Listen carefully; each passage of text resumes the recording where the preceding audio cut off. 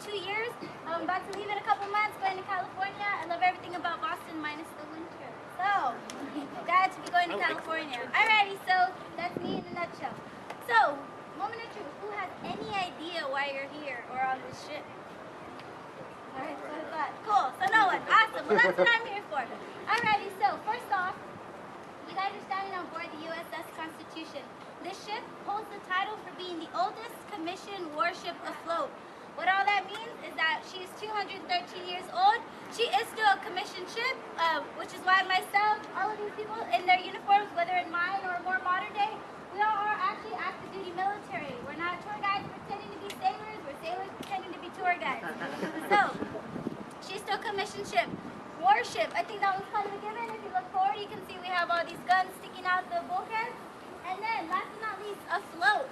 As you guys crossed over the brow, if you look into the harbor, we are in water. I say that not because I'm trying to make anybody feel stupid, but we've had people ask if we're floating on jelly. Don't ask me why.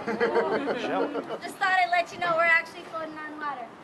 Technically, there is a ship that's older than us. That ship is the HMS Victory. That ship is 32 years our senior. However, she is on dry dock. So this is why we are the oldest commissioned warship. So, without that being said, how we came to be. So, as I hope the majority of you guys know, after the Revolutionary War, America, we gained our independence. Great thing for us at this time. However, we lost something very important gained in this independence, and that was the protection from the British Royal Navy. Why that was important was because at this time, America had the second largest merchant fleet. So, having lost this protection from the British Royal Navy, we were an easy target for the barbaric corsairs, which are pretty much like state-commissioned pirates. Now, these pirates come from off the northern coast of Africa in the states of Morocco, Algiers, Tunis, and Tripoli. As you guys know, still kind of having problems with that area today. Oh, yeah. So, what these barbaric corsairs were doing, as we were crossing over to their seas, they were stealing our ships, they were taking our cargo, and they were impressing our sailors. So this is no good. So it's 2012. How many of us aspire to make $1 million? I know I do. I don't know about you guys. Alrighty, so $1 million. It's a lot of money to us now. So imagine right after the Revolutionary War, when we became a brand new country, having to pay millions of dollars to these barbaric corsairs just to get our old stuff back, or for them to stop doing it, period. It's a lot of money. So our first president, George Washington, proposed to Congress that we do something about this. This was just outrageous for us to be this new country already giving away all this money. So Congress, in 1794, decided to come up with the Naval Armament Act, which is pretty much the blueprints for the United States Navy. Now, in this blueprint, they decided to build 6 warships. Out of those 6, the Constitution was the 3rd built. Now, you might not be able to see now, but right across the harbor, as you guys are exiting the ship, just happen to glance that way, you'll see a big ship that says U.S. Coast Guard Station. Any guesses what that is? It's the Coast Guard Station, exactly. Alrighty. Well, in 1794, that was Edmund Hart's shipyard. And that's where the Constitution was constructed. So her reason for being in Boston now is because this is her home. This has always been her home port, and it's where she was built. So now, we have the new United States Navy, and we have 6 warships. What's next? What's next? Canadian. Taylor. Sorry? That was next, but what do we need next? Exactly. We have a flag, we have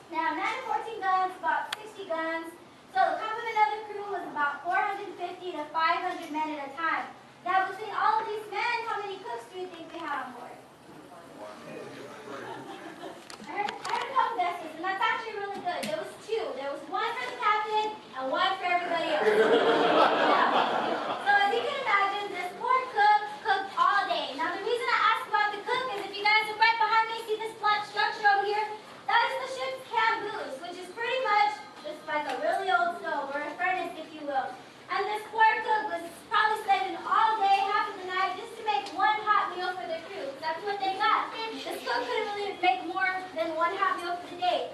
Now, the diet of the sailors back at this time consisted of beef, fish, or pork, dried peas or beans, and vegetables. Now, thinking about these ingredients together, what do you think the cook probably made with all that? Stew, exactly. They made a nice hearty stew.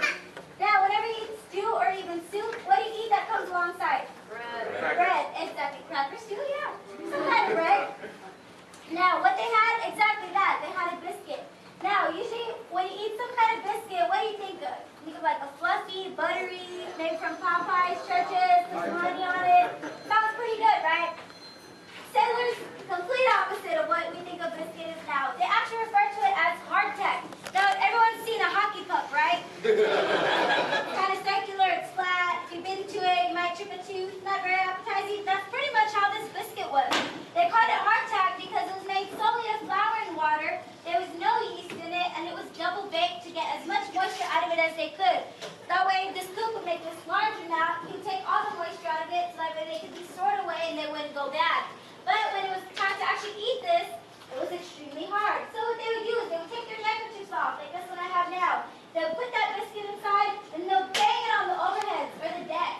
Pretty much anything hard to try to break it up into pieces, put it inside the stew, let it soak up and moisten. That's how they would eat it. Now that was their one hot meal of the day. Their other two meals consisted of some kind of beverage along with the ship's biscuit. What they would do when they didn't have the stew, once it was into those pieces, they would either put it under their tongue or on the side of their cheeks, and they would suck on it until it softened up. And that was their 3 meals of the day. Now, besides food, what else would they need on board to survive? Rum. Rum? Yeah, that too. I was looking for something a little more subtle. Water, exactly. There you go. That's what I was looking for. Water. You guys, look right behind you and right in the middle, there's this barrel back there. The hole on the top is a scuttle, and it's a double-bladed barrel, so we call that the scuttlebutt. Now, has anybody ever heard the slang term scuttlebutt?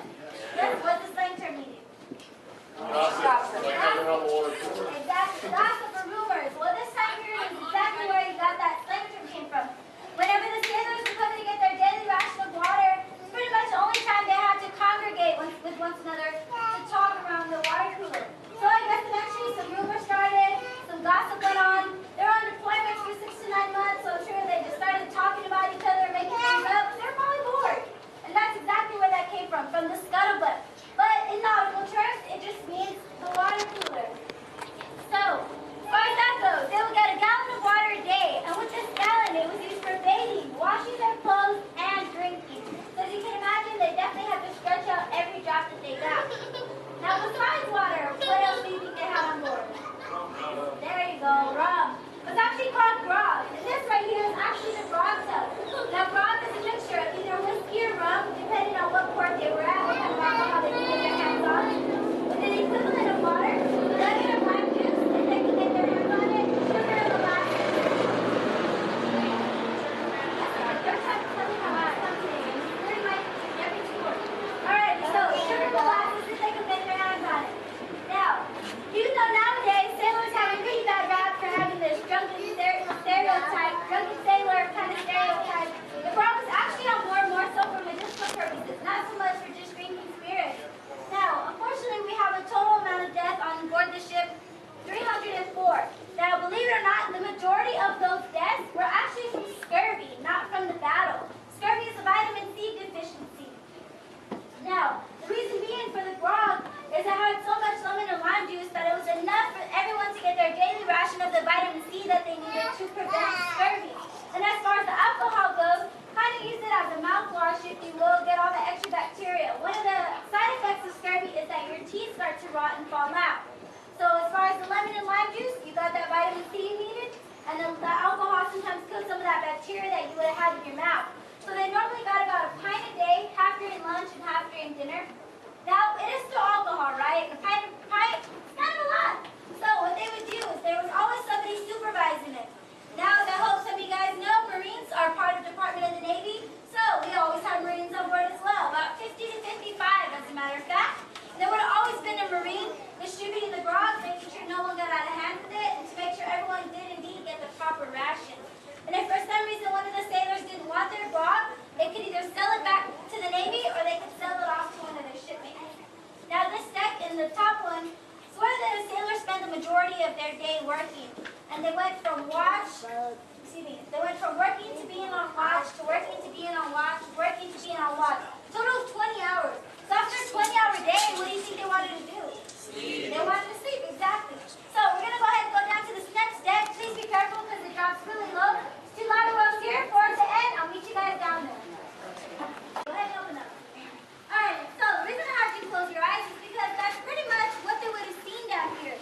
2012, we have a luxury of having a generator on board, which gives us electricity, which gives us this lovely lighting that we have. But as you can tell, it's still pretty dim down here. So imagine not having this light, and obviously there's not really any windows, so it would have been extremely dark down here, which I guess is good considering that this is where all of the sailors would have slept. Now, the way that they would have done the sleeping arrangements is about 250 sailors would have been sleeping while the other 250 were up there working. So each of the sailors would have gotten distributed their own hammocks, and they would have been spread out throughout this whole deck. The senior sailors would have slept on the outboard because they had a little bit more elbow room, and the more junior sailors, such as somebody as myself, would have slept right in the middle where it was nice and compact. Not very comfortable, but after a 20-hour day, you just wanted to go to sleep. You didn't really care too much.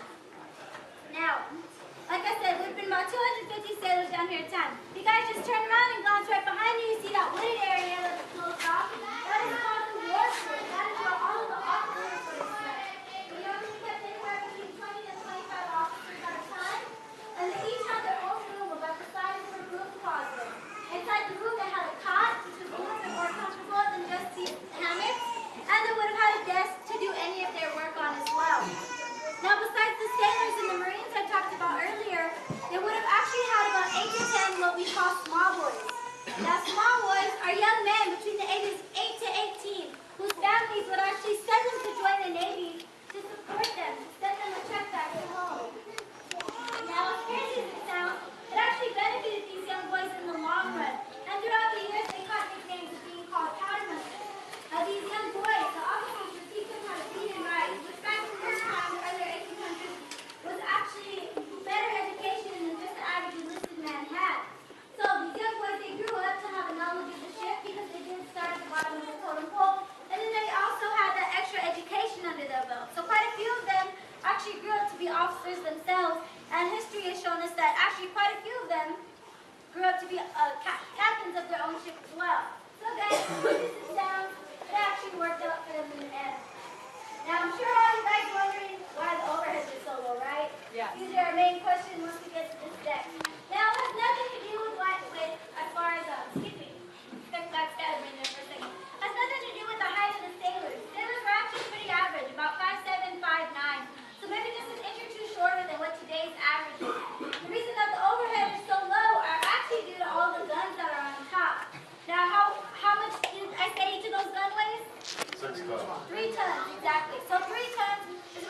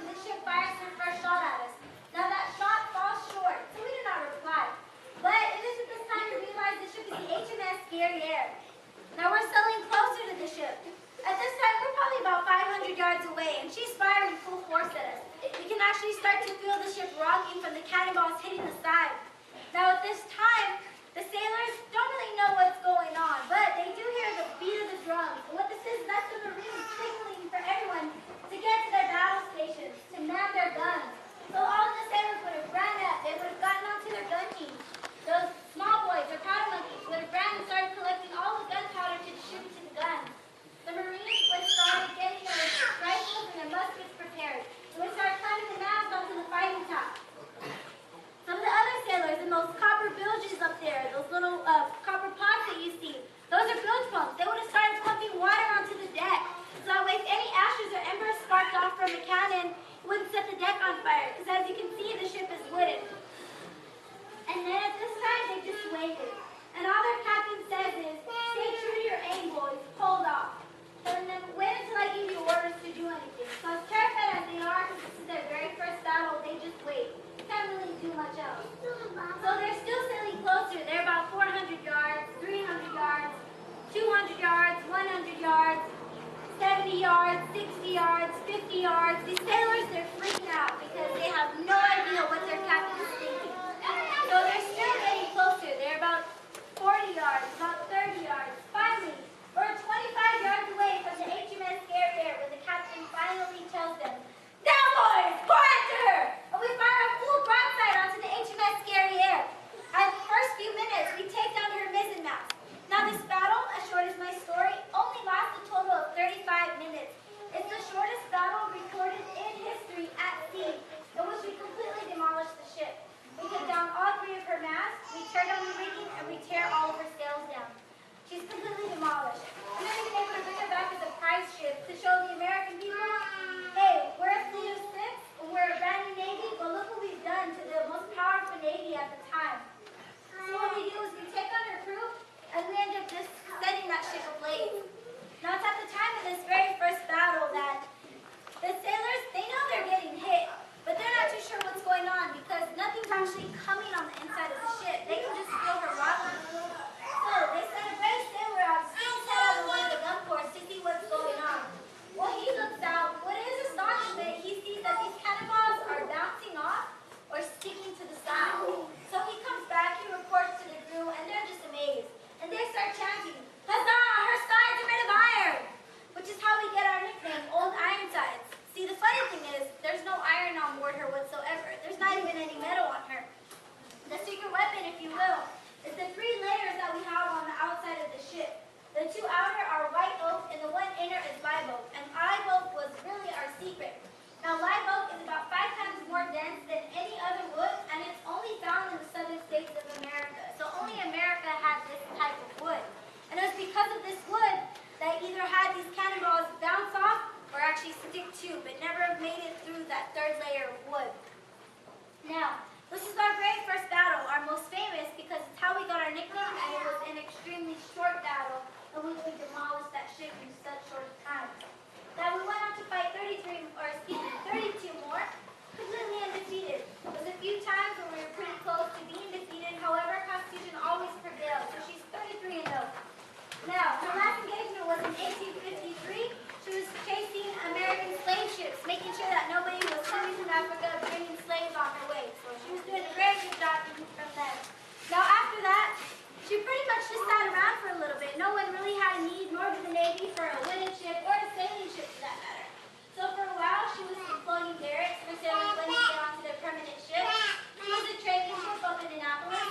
And then after that, they kind of forgot about her. She just sat around. They were even thinking of turning her into a target practice. But in 1927, the American people decided to do something about that. So they came up with the Pennies Campaign, which consisted of all the elementary school children around America raising money, collecting their change. And they collected $150,000 worth of money